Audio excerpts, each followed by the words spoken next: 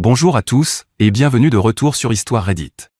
Imaginez, juste imaginez, un adulte, assis en face d'un adolescent, le regardant droit dans les yeux, et croyant sincèrement que le meilleur cadeau d'anniversaire qu'il pourrait recevoir, c'est lui. Pas un téléphone. Pas de l'argent. Même pas une carte cadeau. Lui. Légalement. Pour toujours. En tant que père. Le jour de leur anniversaire. Comme si c'était romantique d'une quelconque façon. Et l'audace ne s'arrête pas là. Quand l'adolescent dit non, un non, parfaitement raisonnable, totalement sain d'esprit, soudain, il y a des ultimatums. Il y a des annonces mises en scène devant une salle remplie de monde. Il y a tout un discours digne des Oscars sur l'amour et la famille, venant de quelqu'un qui n'arrive même pas à gérer sa propre vie. Mais voici ce qui me frappe le plus, ce n'est même pas la pire personne de cette histoire. Non. Restez bien avec moi, parce que plus on enlève les couches, plus ça devient chaotique. Entrons dans le vif du sujet. Ma mère veut que son mari me force à être adopté le jour de mon anniversaire, puis il annonce que j'ai dit oui, mais les mensonges commencent à s'effondrer quand j'appelle mon père. Mes parents se sont séparés quand j'avais 11 ans, et j'en ai maintenant 17. Le divorce a pris environ 1 an pour être finalisé. Depuis, ils ont une garde partagée 50-50e. Je passe du lundi au jeudi chez ma mère, puis du jeudi après-midi au lundi matin chez mon père. Cela revient à peu près à un temps égal. Ma mère fréquente Tobias depuis environ 5 ans. Il a emménagé chez elle il y a 3 ans. Tobias a 2 enfants issus de son premier mariage, un fils de 14 ans et une fille de 12 ans. Il ne les a qu'un week-end sur 2, car son ex-femme a la garde principale. D'après ce que j'ai entendu au fil des années, Tobias a eu des problèmes avec l'alcool lorsque ses enfants étaient plus jeunes. Il a traversé une mauvaise période où il ne se présentait pas pour son temps de garde et manquait certains événements scolaires. Son ex l'a finalement ramené devant le tribunal et a obtenu la garde principale. Tobias est sobre depuis environ 4 ans, ce qui est une bonne chose, mais il ne passe toujours que peu de temps avec ses propres enfants. Le problème, c'est que Tobias semble penser qu'il peut rattraper le temps perdu avec ses enfants en s'imposant dans ma vie. Il essaie toujours de réorganiser notre calendrier de garde pour que ses week-ends avec ses enfants coïncident avec mon temps chez ma mère. Il veut que nous fassions des activités ensemble et que nous soyons comme une famille. J'imagine que c'est pour rendre son ex jalouse, ou pour donner envie à ses enfants de passer plus de temps avec lui et faire pencher la balance lors d'un nouveau procès. J'ai clairement dit que ça ne m'intéressait pas. J'ai déjà mon propre père et je n'ai pas besoin d'un remplaçant. Tobias ne semble pas comprendre ce concept. Pour donner un peu de contexte, Tobias dirige une petite entreprise, du moins, c'est ainsi qu'il l'appelle. D'après ce que je vois, il obtient quelques contrats de temps en temps, mais rien de stable. Ma mère travaille à plein temps dans un vrai emploi. Je sais qu'elle paie la plupart des factures, car je les ai entendus se disputer à propos d'argent plus d'une fois. Même pas besoin d'espionner, il parle assez fort. Tobias insiste sur le fait que son entreprise traverse simplement une période creuse et que les choses vont s'améliorer. Mais cette période dure depuis 2 ans et rien ne s'est amélioré. Ma relation avec Tobias n'a jamais été bonne, il en fait trop. Il commande tout ce que je fais. Il veut savoir où je vais, avec qui je suis, à quelle heure je rentre, même quand je ne suis pas chez ma mère pendant mon temps de garde habituel. Il agit comme s'il avait de l'autorité sur moi. Ma mère le laisse faire. Elle dit qu'il essaie simplement de s'impliquer et que je devrais apprécier d'avoir un autre adulte qui se soucie de moi. Je ne suis pas une rebelle qui déteste l'autorité, mais j'ai déjà 2 parents qui s'en occupent. En plus, je n'en ai pas besoin, je pense être une adolescente plutôt responsable. Si je faisais des bêtises tout le temps, ce serait compréhensible, mais ce n'est pas le cas. Pour moi, c'est juste un homme qui vit chez ma mère et qui n'arrive pas à accepter que j'ai déjà un père. La situation a atteint un point de rupture autour de mon 17e anniversaire le mois dernier. Pendant des années, mes parents ont réussi à mettre leurs différends de côté pour mon anniversaire. Ils organisaient une seule fête ensemble, généralement dans un parc ou un restaurant, et les 2 familles étaient présentes. J'aimais ça, parce que même si je savais que mes parents ne se remettraient pas ensemble, et je pense qu'ils sont mieux séparés, les avoir réunis pour mon anniversaire me faisait du bien. Je sais, c'était un peu naïf, mais c'était mieux que n'importe quel cadeau. Avoir simplement 2 personnes que j'aime célébrer ma journée, c'était agréable. C'était le seul jour de l'année où je ne me sentais pas coupé en 2. Cette année, c'était différent. Environ 6 semaines avant mon anniversaire, ma mère m'a dit qu'il y aurait 2 fêtes séparées, une chez mon père et une chez elle. Elle a dit que ce serait mieux comme ça, parce que je pourrais célébrer correctement avec chaque côté de la famille. J'ai immédiatement compris que c'était l'idée de Tobias. Depuis qu'il a emménagé, il pousse pour plus de séparation entre mes 2 foyers. Il n'aime pas mon père et fait des commentaires à son sujet. Il pense que mon père n'en fait pas assez ou ne se soucie pas assez de moi. Rien de tout cela n'est vrai, mais il est en compétition avec lui pour être mon père. Peut-être que s'il se détendait et essayait d'être un beau-père plutôt qu'un père, nous aurions une meilleure relation. J'ai essayé de convaincre ma mère de ne pas faire ce plan avec 2 fêtes. J'ai dit que je préférais une seule fête comme d'habitude. Elle n'a pas cédé, parce que Tobias avait déjà commencé à organiser quelque chose de spécial pour moi chez eux et qu'elle ne voulait pas le décevoir. Et voilà, Tobias voulait jouer au papa devant ses propres enfants et la famille de ma mère, et ce qui m'a le plus blessé, c'est que ma mère l'a laissé faire. La première fête a eu lieu chez mon père, le samedi avant mon véritable anniversaire. Mon père a invité mes amis du lycée, mes cousins de son côté et quelques amis de la famille. On a fait un barbecue dans le jardin. Mon père a grillé des burgers et des hot dogs. Ma tante a préparé un gâteau au chocolat maison parce qu'elle sait que c'est mon préféré. Mes amis sont venus, on a mis de la musique, et on est resté autour du feu jusqu'à tard. C'était exactement ce que je voulais. J'aurais juste aimé que ma mère et sa famille soient là aussi. Ça aurait été encore mieux. Après cette fête, j'ai dit à ma mère que je n'avais pas besoin d'une deuxième. Je lui ai expliqué que ça m'allait très bien et que je préférais simplement un dîner tranquille avec elle. Elle s'est mise en colère parce que, selon elle, j'étais ingrate. Tobias avait fait beaucoup d'efforts pour organiser cette fête, et je devais être présente et rester polie. Je lui ai expliqué tout ce que je ressentais à propos de Tobias, qu'il en faisait trop, mais elle s'en fichait et m'a traité de gamine capricieuse. Pour ma propre mère, j'étais une enfant gâtée qui n'apprécie pas ce que les autres font pour elle. Ce n'était pas juste, je ne voulais simplement pas assister à une fête d'anniversaire qui, en réalité, était davantage centrée sur Tobias que sur moi. La deuxième fête était prévue pour le samedi suivant, chez ma mère. J'étais sorti faire quelques courses plus tôt, donc quand je suis rentré, ma mère et Tobias étaient dans la cuisine. Ils avaient un comportement étrange, trop joyeux, trop accueillant. Ma mère n'arrêtait pas de me demander si j'étais excité, et Tobias parlait d'une grande surprise pour moi. Je suis allé dans ma chambre pour me changer et poser mes affaires. La maison était déjà décorée, il y avait des ballons et des guirlandes dans le salon. La table de la salle à manger était recouverte d'une nappe élégante que je n'avais jamais vue. Ça ne ressemblait pas à une fête d'anniversaire pour une adolescente, tout avait l'air très formel. Franchement, si j'avais eu 57 ans au lieu de 17, ça aurait été moins étrange. En plus, c'était bizarre, ce n'était pas du tout le style de ma mère ni de Tobias. Ils n'avaient jamais décoré comme ça, même pour leurs propres anniversaires. Environ une heure avant l'arrivée des invités, Tobias a frappé à la porte de ma chambre. Il est entré avec une petite boîte cadeau emballée dans du papier argenté. Il s'est assis sur mon lit sans demander la permission et m'a dit qu'il voulait parler avant l'arrivée de tout le monde, parce qu'il avait quelque chose d'important à discuter. Il m'a donné la boîte et je l'ai ouverte. À l'intérieur, il y avait un collier avec un pendentif sur lequel était écrit « Family ». Je l'ai remercié, même si ça me semblait très étrange. Tobias a dit qu'il y avait plus que ça, que ce collier représentait quelque chose de plus grand. Il voulait officialiser notre famille. C'est à ce moment-là qu'il m'a dit qu'il voulait m'adopter. C'était quelque chose auquel il pensait depuis des mois, qu'il m'aimait comme sa propre fille et qu'il voulait que ce soit officiel. À ce moment-là, il m'a dit que ma mère était d'accord. Je n'avais qu'à accepter, et ensuite mon père devrait signer des papiers renonçant à ses droits parentaux. Je l'ai regardé, me demandant s'il avait recommencé à boire, mais je ne sentais pas d'alcool dans son haleine. Alors je lui ai dit non, en essayant d'être aussi douce que possible. Quelque chose comme « j'ai déjà un père, il m'aime aussi, et je ne vais pas le sortir de ma vie ».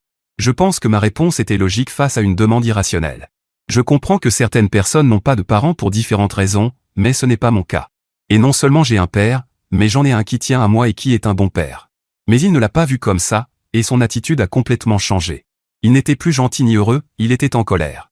Il s'est penché vers moi, comme s'il me menaçait, et m'a dit que je devais bien réfléchir. C'est là qu'il a mentionné quelque chose de faux, que la maison dans laquelle nous étions était à son nom. Donc, si je ne voulais pas faire partie de sa famille, peut-être que je ne devrais pas vivre là. J'avais deux options, accepter l'adoption ou aller vivre chez mon père à temps plein. Tobias aime agir comme s'il contrôlait tout, mais la vérité, c'est qu'il contribue à peine, son entreprise ne génère pas assez d'argent, même pour couvrir l'entretien de la maison, et ma mère le soutient depuis longtemps. Tobias s'est levé. Il a dit que j'avais jusqu'à la fin de la fête pour prendre une décision. Puis il est sorti de ma chambre. Je suis resté là, avec ce collier ridicule dans la main. Environ 10 minutes plus tard, ma mère est entrée dans ma chambre. Elle m'a demandé si Tobias m'avait parlé et ce que j'en pensais. J'ai été honnête, ça me semblait être une très mauvaise idée. Ma mère savait exactement ce qui se passait et a soupiré comme si je compliquais quelque chose de simple. Elle m'a expliqué que Tobias voulait juste se sentir comme un vrai père pour moi, que ça compterait beaucoup pour lui si j'y réfléchissais. C'était une chose quand ça venait de Tobias, parce que je suis habitué à son comportement, mais venant de ma mère, c'en était une autre. Elle ne s'est pas disputée avec moi, mais elle n'est pas partie non plus. Elle est restée dans ma chambre à plier des vêtements et à ranger, en gros pour s'assurer que je ne m'échappe pas avant l'arrivée des invités. La fête a commencé vers 16 h. La liste des invités n'était pas du tout ce à quoi je m'attendais, il n'y avait pas un seul de mes amis. Il y avait les enfants de Tobias, quelques voisins que je connaissais à peine, et des membres de la famille de ma mère. Plus précisément, ceux qui n'aiment pas mon père. Ma mère a 2 frères et une sœur. L'un de ses frères s'entendait toujours bien avec mon père. Devinez qui n'a pas été invité à la fête. L'autre frère et ma tante étaient là, avec leurs enfants. Ce sont les membres de la famille qui ont cessé de parler à mon père après la séparation. Ils ont toujours été froids avec moi dès que je le mentionne. Quand j'ai eu un moment seul, j'ai appelé mon père et je lui ai expliqué ce qui se passait. Il n'était pas en ville, il était parti faire quelque chose avec des amis à quelques heures de route, donc il lui faudrait du temps pour revenir. Pendant ce temps, j'ai fait ce que j'avais à faire, j'ai mangé du gâteau, ouvert des cadeaux et discuté avec quelques personnes. Je pensais que si j'attendais simplement, je pourrais quitter la maison et que ce serait fini. Mais Tobias a commencé à parler. Il a commencé à dire à quel point il était fier d'être un père pour moi. Il disait des choses incroyables à mon sujet, tout en essayant de s'insérer dans mon éducation. C'était faux. Il ne me connaissait que depuis 5 ans, et pendant la majeure partie de ce temps, je l'avais évité parce qu'il y avait toujours quelque chose d'étrange chez lui, comme maintenant. Il n'arrêtait pas de dire à quel point je comptais pour lui et combien il voulait s'assurer que je me sente aimé et soutenu. Puis, devant toute la salle, il a annoncé que j'avais accepté qu'il m'adopte. Il a dit que nous allions officialiser ça et que je serais bientôt légalement sa fille. Il ne pouvait pas être plus heureux d'être mon père. Tout le monde a applaudi, sauf les enfants de Tobias. Ils avaient l'air confus, mais ils ont souri.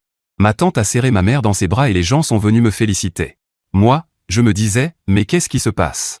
C'est le genre de moment où on cherche des caméras, mais il n'y en avait pas. J'ai dû dire que je n'avais rien accepté. Et aussi raconter ce qui s'était passé plus tôt, quand Tobias était entré dans ma chambre pour me menacer. Qu'il m'avait donné un ultimatum, l'adoption ou partir. Je n'ai pas oublié non plus quand il a dit que la maison était à son nom.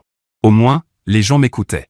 Tobias s'est mis à parler plus fort pour raconter sa version, très différente de la réalité, en disant à quel point il était impressionné que j'ai changé d'avis après notre discussion. Dans sa version, j'étais excité, en pleurs, en train de le serrer dans mes bras pour cette opportunité de devenir sa fille. Franchement, il le disait de manière tellement convaincante que même moi, j'aurais presque pu y croire. Pas vraiment, parce que j'étais là, mais c'était à ce point-là. Bref, je l'ai laissé parler tout seul, je suis monté dans ma chambre, j'ai pris quelques affaires et je suis sorti de la maison. Ma mère m'a suivi et a essayé de m'arrêter. Elle m'a demandé de revenir et de dire quelque chose pour éviter que Tobias ne soit humilié devant ses amis et la famille. Je lui ai répondu que c'était elle qui devrait avoir honte de fréquenter quelqu'un comme lui. Mon père était déjà en route, mais il lui restait encore environ 20 minutes. J'ai attendu au bout de l'allée. Heureusement, ma mère est restée sur le perron et ne s'est pas approchée, tandis que Tobias est resté à l'intérieur. Quand mon père est arrivé, je suis monté dans la voiture et nous sommes partis aussi vite que possible. Pour l'instant, je n'ai parlé ni à ma mère ni à Tobias, et je n'ai pas l'intention de le faire. Mon père est très en colère contre ma mère, parce qu'elle a accepté tout ça. Il pense à modifier l'accord de garde, ce que je ne considère pas vraiment nécessaire. Je suis encore mineur et il me reste à peine 1 an avant d'être indépendante, mais étant assez âgé, je peux décider avec qui vivre. Jusqu'à présent, je n'avais jamais eu à y réfléchir, mais maintenant, l'idée de retourner dans cette maison me terrifie. Je ne pense pas que mon père ait besoin de dépenser de l'argent en avocat, je vais simplement décider de vivre avec lui à temps plein, et ce sera tout. Rendre ça officiel ne changera pas ce que je ressens, et personne ne peut me forcer à vivre avec ma mère. Mais mon père est tellement en colère qu'il voudrait officialiser les choses. Je ne suis pas contre, ça me semble juste être une dépense inutile, surtout que les avocats ne sont pas gratuits. Tant que Tobias vivra dans cette maison, je n'y retournerai pas, et je ne suis pas très heureuse avec ma mère en ce moment non plus. Mise à jour 1. Je n'ai pas parlé à ma mère pendant 4 semaines après la fête. Elle m'envoyait des messages tous les jours après mon poste, mais je les ai tous ignorés.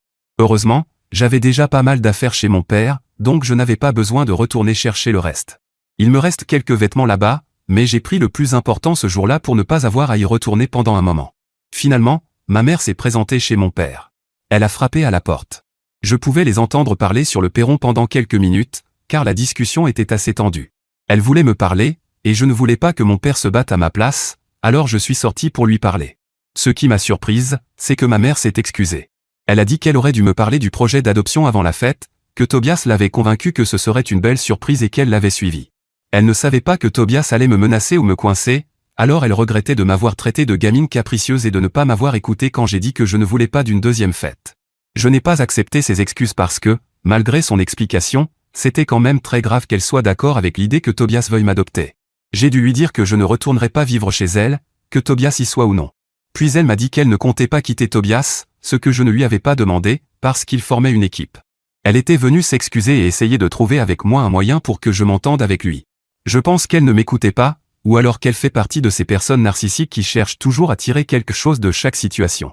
Nous avons continué à en parler un peu, jusqu'à ce que je lui demande de me dire la vérité sur quelque chose. Je lui ai demandé pourquoi la famille de mon père et la sienne se parlent à peine. Plus précisément, pourquoi son frère et sa sœur détestent autant mon père. J'y pensais depuis la fête, ma mère avait invité exactement les personnes qui ne supportaient déjà pas mon père. Elle a créé un environnement dans lequel personne ne remettrait en question le fait que Tobias essaie de le remplacer. J'ai dû insister jusqu'à ce qu'elle me donne enfin les vraies raisons. Le divorce n'était pas aussi simple que je le pensais. Elle m'a expliqué qu'après leur séparation, elle voulait essayer une thérapie de couple, elle pensait qu'il pouvait arranger les choses. Mon père a accepté d'aller à quelques séances, et ma mère a cru que cela signifiait qu'il était ouvert à une réconciliation. Elle se trompait. Pendant qu'ils étaient censés travailler sur leur mariage, mon père avait déjà engagé un avocat et déposé une demande de divorce. Il ne lui en a pas parlé. Elle l'a découvert lorsqu'elle a reçu les papiers. 2 semaines plus tard, quelqu'un a vu mon père à un rendez-vous avec une autre femme. Je connais cette femme, c'est sa compagne actuelle. Ma mère a dit qu'elle s'était sentie trahie. Elle s'était accrochée à l'espoir pendant que mon père était déjà passé à autre chose, et sa famille était furieuse pour elle. Son frère et sa sœur voulaient qu'elle se batte pour obtenir la garde complète. Ils pensaient que mon père avait été cruel de lui laisser croire autre chose. Ma mère a essayé de demander la garde complète juste après la finalisation du divorce, mais elle ne l'a pas obtenue. Le tribunal a maintenu la garde partagée 50-50e. Je ne savais rien de tout ça, parce que tout reposait sur une sorte de mensonge. J'étais petite à l'époque, mais pas stupide. Même si mon père n'a jamais mentionné que ma mère voulait se réconcilier, sa relation avec sa compagne actuelle n'a commencé qu'après la fin du divorce. J'ai rencontré sa compagne plusieurs fois, elle a toujours été gentille avec moi, et je préfère croire elle est mon père plutôt que la personne qui a accepté de me tendre un piège le jour de mon anniversaire. Je suis rentré à l'intérieur après que ma mère soit partie. Ce soir-là, je n'ai rien dit à mon père. Le lendemain, après l'école, je lui ai demandé si nous pouvions parler. Je lui ai raconté ce que ma mère m'avait dit, et nous avons eu une autre discussion. Mon père n'a pas nié le fait qu'il avait accepté la thérapie, mais c'était obligatoire avant de déposer une demande de divorce. Il avait déjà pris sa décision bien avant, mais il ne l'a pas surprise avec les papiers, il ne les a déposés qu'après avoir terminé les séances de thérapie. Si ma mère s'est sentie trahie, c'est parce qu'elle s'était créé de faux espoirs qu'il allait arranger les choses. Le mariage était terminé, et il ne voyait pas l'intérêt de faire semblant du contraire. Et malheureusement, je ne suis pas en désaccord avec lui. Quand j'étais enfant, je pouvais les entendre se disputer, et ce n'était pas joli. J'ai toujours su qu'il valait mieux qu'ils ne soient pas ensemble. J'aimais simplement qu'ils soient réunis pour mon anniversaire, sans dispute ni tension, mais jamais comme un couple, parce que ça me rappelait de mauvais souvenirs. Sa compagne l'a rencontré quelques mois après la signature du divorce, mais ma mère continuait de s'accrocher à l'idée qu'il y aurait encore une chance entre eux. D'une certaine manière, elle a dû voir tout cela comme une trahison. Quelques jours plus tard, ma mère m'a appelé. Elle m'a demandé si j'avais réfléchi à l'idée de revenir vivre chez elle pendant mes jours de garde habituels. Ma réponse a été non. Même si je pouvais lui pardonner, ce que je ne dis pas que je ferai, Tobias fait toujours partie de l'équation, et ça, c'est clairement impardonnable. Elle a compris, mais elle voulait aussi que je sache quelque chose. Elle m'a dit qu'elle et Tobias avaient des problèmes. Ils se disputaient beaucoup depuis la fête, et certaines vérités cachées avaient émergé. L'entreprise de Tobias est pratiquement en ruine, il n'a presque plus de clients. Il attend de signer un gros contrat, mais cela n'arrive jamais et il est probable que cela n'arrivera pas. Elle était aussi en colère contre Tobias pour ce qu'il a fait à ma fête, mais en même temps, elle l'a permis. J'ai l'impression qu'elle a utilisé Tobias comme un moyen de se venger de mon père, en me mettant au milieu, simplement parce qu'elle se sent trahie par ce que mon père a fait, entre guillemets, lors du divorce. Et maintenant, elle veut que Tobias en paie le prix, alors qu'elle est tout aussi responsable que lui. Tobias vit toujours avec elle, mais ils dorment dans des chambres séparées. Ça me fait penser que leurs problèmes ne sont pas vraiment sincères, puisque même moi je sais que son entreprise va mal, elle cherche juste un moyen de m'attendrir pour que tout redevienne comme avant. D'un autre côté, l'ex-femme de Tobias a appris ce qui s'est passé. Voilà la situation dans les grandes lignes. Eddie, je ne pense pas que ma mère ait été infidèle, parce que mon père me l'aurait dit. C'était simplement une relation qui n'a pas fonctionné, et ma mère n'a pas réussi à l'accepter. Mon père a renoncé à dépenser de l'argent en avocat. Je vais simplement vivre ici sans accord officiel. Il n'a pas à payer de pension alimentaire, puisque la garde était partagée équitablement entre les deux parents. D'accord, attendez une seconde. Voici la vérité inconfortable. La mère est venue et elle s'est excusée. Elle s'est déplacée. Et une partie de vous, une partie de moi, honnêtement, avait envie de dire que ça suffisait. Parce qu'on est programmé pour vouloir que la mère soit quelqu'un de bien. On veut croire qu'elle a juste fait une erreur et qu'elle est en train de la réparer. Mais ensuite, elle ouvre la bouche et dit, Tobias et moi, on est une équipe. Et à cet instant précis, ces excuses ne valent plus rien. Parce qu'une vraie excuse s'accompagne d'un changement. Pas de « je suis désolé, mais on continue quand même comme ça ». Ça, ce n'est pas une excuse, c'est du contrôle des dégâts. Et puis arrive l'histoire du divorce. Et là, ça devient vraiment inconfortable, parce que pendant un instant, on en vient presque à avoir de la peine pour la mère. Elle pensait que la thérapie signifiait une réconciliation. Elle a été prise de court par des papiers. Elle a vu son mari passer à autre chose alors qu'elle s'accrochait encore à l'espoir. C'est réellement douloureux. Vraiment douloureux. Mais cette douleur date d'il y a 6 ans. Sa fille n'en est pas la cause. Sa fille avait 11 ans. Et, lentement et silencieusement, elle a fait porter à cette petite fille le poids d'un chagrin qui n'a jamais été le sien à porter. Parfois, des gens aiment sincèrement leurs enfants, et arrivent quand même à les blesser profondément, non pas par méchanceté, mais à cause de blessures qu'ils n'ont jamais pris la peine de guérir. Et c'est presque plus triste que si elle était simplement une méchante. Maintenant, revenons à l'auteur du post. Mise à jour 2. Tobias a quitté la maison le mois dernier. Il suivait une thérapie de couple depuis un moment, mais ça ne fonctionnait pas et il a accepté assez rapidement de partir. Il a déménagé et emporté la plupart de ses affaires en un seul voyage. Je l'ai appris parce que ma mère voulait utiliser des avocats pour faire appliquer l'accord de garde.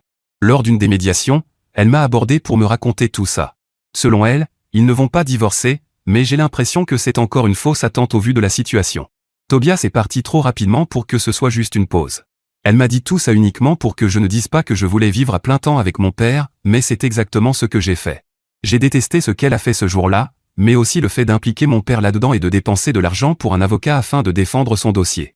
La seule bonne chose qui est ressortie de tout ça, c'est que, puisque le juge a accordé la garde complète à mon père, parce que c'est ce que j'ai dit vouloir, ma mère a aussi été condamnée à payer une pension alimentaire. Au moins, mon père pourra récupérer ce qu'il a dépensé en frais d'avocat. Elle n'aura pas à payer pendant de nombreux mois, mais elle aurait pu éviter tout ça si elle avait simplement respecté ma décision. Vous savez ce que je déteste le plus chez ma mère? Au-delà des mensonges et de la manipulation. C'est que Tobias est en train de la quitter, et ce n'est pas elle qui l'a quitté pour ce qu'il a fait. Si ma mère n'avait pas traîné mon père en justice et avait choisi de quitter Tobias pour ce qu'il avait fait à sa propre fille, j'aurais peut-être envisagé de maintenir une relation avec elle. Tout le monde fait des erreurs, mais ce qui compte, c'est la manière dont on réagit à ces erreurs. Certains cherchent à les réparer, d'autres à les justifier ou à les aggraver. Ma mère fait partie de la deuxième catégorie, et il est très difficile d'avoir une relation avec elle dans ces conditions. Elle a laissé son mari m'intimider et me menacer le jour de mon anniversaire, elle m'a utilisé pour se venger de mon père, et il y a eu plusieurs mensonges difficiles à pardonner. Je suis désolé pour ceux qui disent « c'est ta mère, tu devrais essayer de renouer avec elle et trouver un moyen de lui pardonner ». Mais je demande, quelle mère fait tout ça? J'ai l'impression que pendant toutes ces années, la version de ma mère était seulement celle qui voulait me plaire pour ensuite se venger de mon père. Est-ce qu'elle m'aime vraiment ou est-ce juste ce qu'elle m'a fait croire? Je pense connaître la réponse, et c'est pour ça que c'est si douloureux. Mise à jour 3. Ma mère a demandé le divorce de Tobias il y a 3 semaines. Et non, ce n'était pas une décision prise parce que c'était la bonne chose à faire, mais parce que Tobias a fait quelque chose de tellement grave que même ma mère a dû le quitter. Je n'ai pas parlé à ma mère, mais j'ai parlé au frère qui s'entend avec mon père. Il a une relation avec sa sœur, il n'avait simplement pas été invité à l'anniversaire pour les raisons que j'ai déjà expliquées dans un autre post. Tobias lui envoyait des messages pour demander de l'argent. Il avait besoin d'un prêt pour tenir le mois suivant. Ma mère a refusé. Tobias a cessé d'écrire après ça. Ensuite, un jour, ma mère est rentrée du travail et a surpris Tobias en train de voler de l'argent. Il avait encore une clé et elle a appelé la police. Ils ne l'ont pas arrêté parce qu'il n'avait rien pris, mais ma mère a changé les serrures. 3 jours plus tard, il est revenu alors qu'elle était à la maison, et il avait bu. En théorie, il était sobre tout ce temps, mais il est possible que je ne l'ai jamais vu boire, ou qu'il n'ait jamais été ivre quand j'étais là. Elle a appelé la police et ils lui ont demandé de partir. Malgré cela, ma mère a déposé une plainte pour harcèlement, et c'est à ce moment-là qu'elle a décidé de divorcer. Ma mère a un certain goût pour la revanche, parce qu'après ça, elle a informé l'ex-femme de Tobias de l'incident, et celle-ci utilise maintenant son problème d'alcool pour obtenir la garde complète. Ce qui lui a coûté cher, parce que l'ex-femme l'avait bloqué après l'incident de la fête d'anniversaire. Apparemment, elle n'avait pas apprécié que ses enfants aient assisté à ça. Ils avaient l'air un peu étranges, mais je ne leur ai pas vraiment parlé depuis ce jour-là.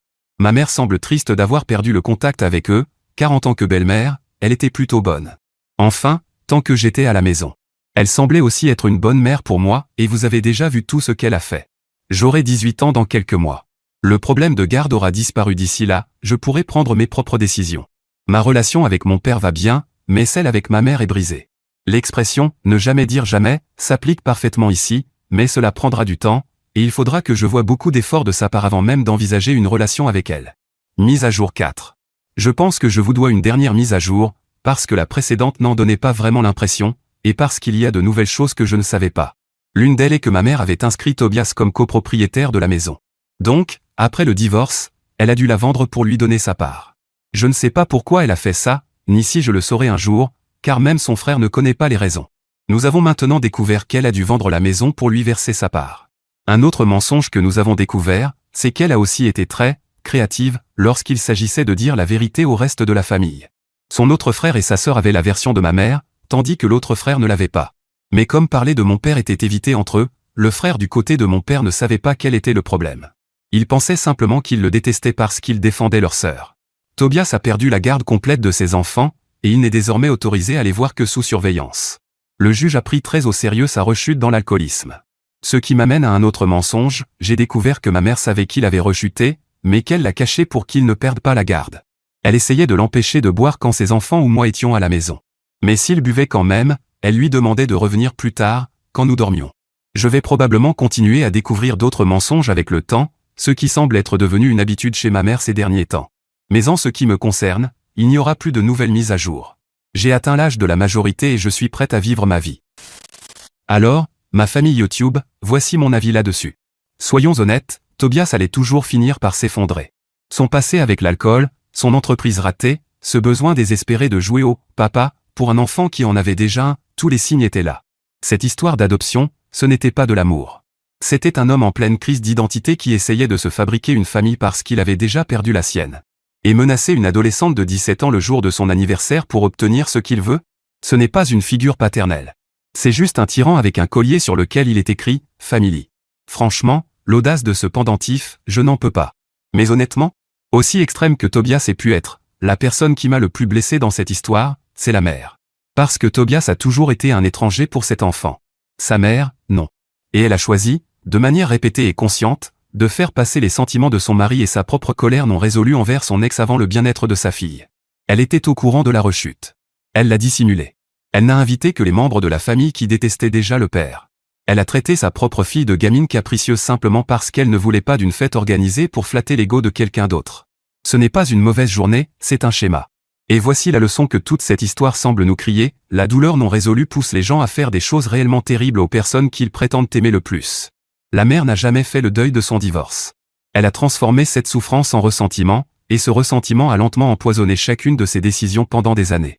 Elle n'a pas réalisé, ou n'a pas voulu réaliser, qu'elle utilisait sa propre fille comme un pion. La bonne nouvelle, c'est que cette adolescente a fait preuve de plus de maturité que la plupart des adultes de cette histoire. Elle est restée calme, elle a été honnête, elle a posé ses limites, et elle est partie de cette allée avec sa dignité totalement intacte. La vraie leçon? Le lien du sang ne mérite pas automatiquement la loyauté. Le respect, oui. La confiance, oui. L'amour constant, oui. Et quand ces choses disparaissent, peu importe ce que dit l'arbre généalogique. Alors, mes amis, qu'en pensez-vous? Dites-le moi dans les commentaires ci-dessous. Et merci de m'avoir rejoint sur Histoire Reddit. N'oubliez pas de liker et de vous abonner. À la prochaine.